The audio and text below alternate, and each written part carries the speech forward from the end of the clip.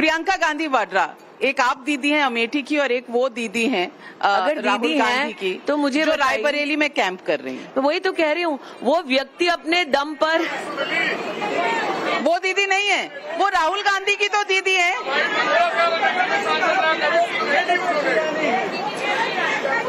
मैं स्पष्ट कर दूं, राहुल गांधी अकेले क्या चुनाव लड़ने का दम नहीं रखते। जिस आदमी को अखिलेश यादव के सहारे की जरूरत है, वो क्या नेता होने का दावा करता है। अगर राहुल गांधी में दम था तो वायनाड से पर्चा क्यों भरा, सीधा रायबरेली से पर्चा भर देते।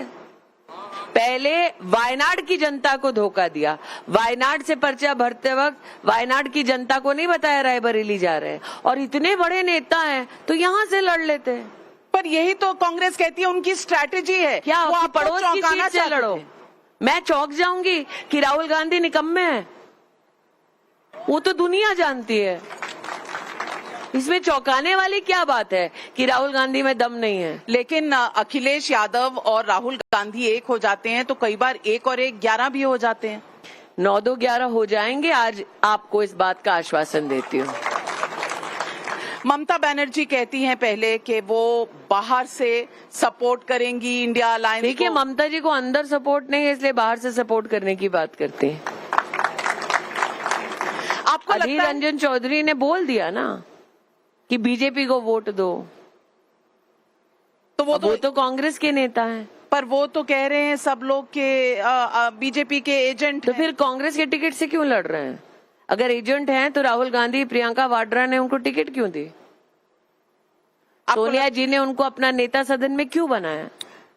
ऐसा क्या है कि अधीर जी जानते हैं जो गांधी खानदान नहीं चाहता कि जनता के बीच में आए? आपको लगता है कि ऐसा? मुझे क्या पता, वरना अगर वो कहते हैं बीजेपी के एजेंट है, टिकट काहे दिए हो फिर? स्मृति जी, आपको लगता है कि इंडिया अलायंस में ममता बनर्जी अलायंस बचा है क्या? कहते तो हैं, क्योंकि ममता बनर्जी ने पहले का आउटसाइड सब। यहाँ न्याय यात्रा लेकर राहुल जी आए थे क्या अखिलेश जी? नहीं ना, आए थे? अखिलेश जी नहीं आए थे।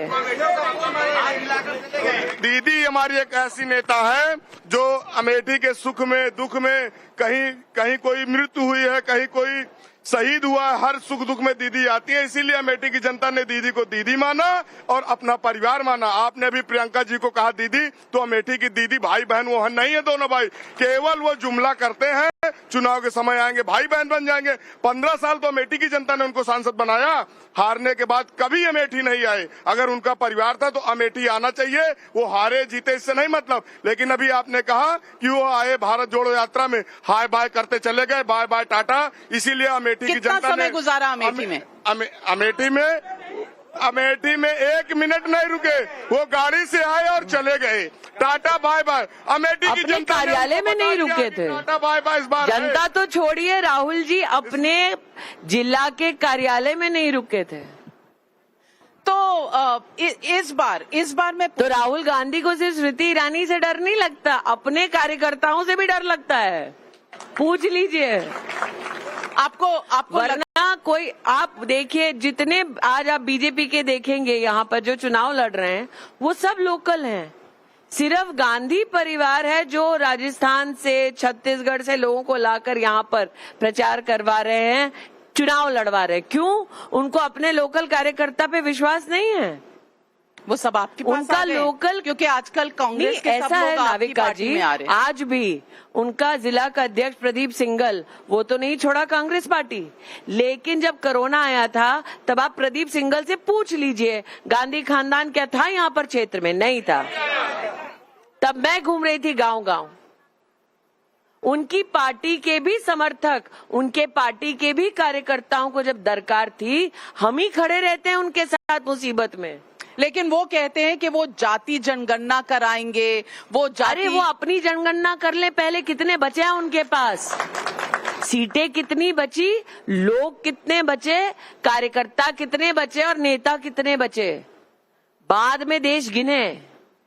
अखिलेश यादव से पूछा गया कि राहुल गांधी क्या प्रधानमंत्री बनेंगे, आप बनेंगे, तो वो कहते हैं ये स्ट्रैटेजी बाद की है। अब मैंने कहा ना, एक स्ट्रैटेजी जो आपने जयराम रमेश के नाम से बोली, सीट हारने की स्ट्रैटेजी सिर्फ जयराम रमेश की हो सकती है।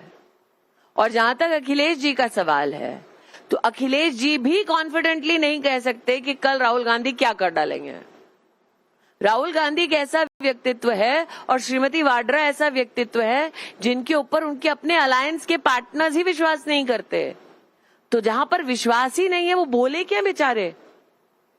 आपको अजीब लगता है कि प्रियंका गांधी वाड्रा जी भी अमेठी से लड़ सकती थी पर नहीं मुझे लड़ी? अजीब नहीं लगता, क्योंकि भागने की फितरत सिर्फ भाई में नहीं है। देखिए, आप लोगों को दिल्ली में लगता होगा क्योंकि चार्मिंग पर्सनैलिटीज के नाम पे उनका बड़का सब लिखते रहे इतने साल, लेकिन श्रीमती वाड्रा के पास इस पूरे क्षेत्र की जिम्मेदारी थी 2022 के विधानसभा के चुनाव में। हमारे यहाँ 5 विधानसभाएं, उनमें से 4 विधानसभा में हमने उनकी जमानत जब्त करा रखी है और 5वीं विधानसभा जगदीशपुर में हारे हैं। और हर विधानसभा के चुनाव में, हर विधानसभा क्षेत्र में दोनों भाई बहन ने 22 में भी बहुत बड़ी बड़ी रैली करने का प्रयास किया कि नहीं किया।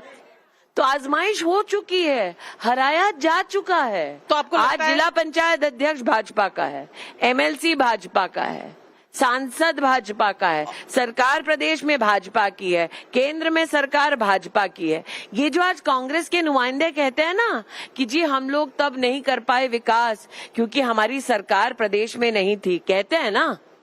प्रियंका जी का तो अपना वीडियो बाहर आया है जिसमें वो कह रही हैं, खुद स्वीकार कर रही हैं 2012 में, नहीं 22 साल हम लोग यहाँ रहे हैं, हम लोग अमेठी का विकास नहीं कर पाए हैं क्योंकि हमारे पास प्रदेश में सरकार नहीं थी।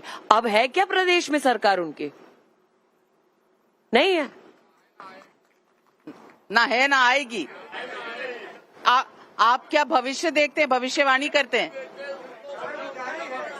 यहाँ पे उनका नेता बता दो ना, यहाँ पे एक नेता उनके जिला अध्यक्ष की जमानत जब्त कराइए तिलोई में।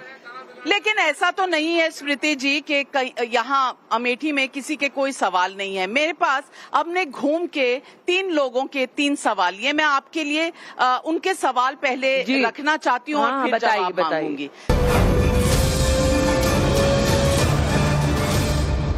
हमारे अमेठी के रहने वाले स्मृति जी, हम आपसे पूछना चाहते हैं, आप हमारी सांसद हैं, कि क्या आपने जो वादा किया था 17 रुपए किलो चीनी का, वो हम लोगों को मिली? नहीं मिली। चीनी हमको आप बता देते हैं, कोविड में मुफ्त मिली थी, 13 रुपए भी नहीं मिली थी। और राशन का वादा मुफ्त का नहीं किया था, लेकिन मुफ्त का राशन 19 लाख लोगों को दे रही हूँ। ठीक है, तो ये जो बोल रहे हैं 13 रुपए किलो चीनी की जो बात कह रहे हैं,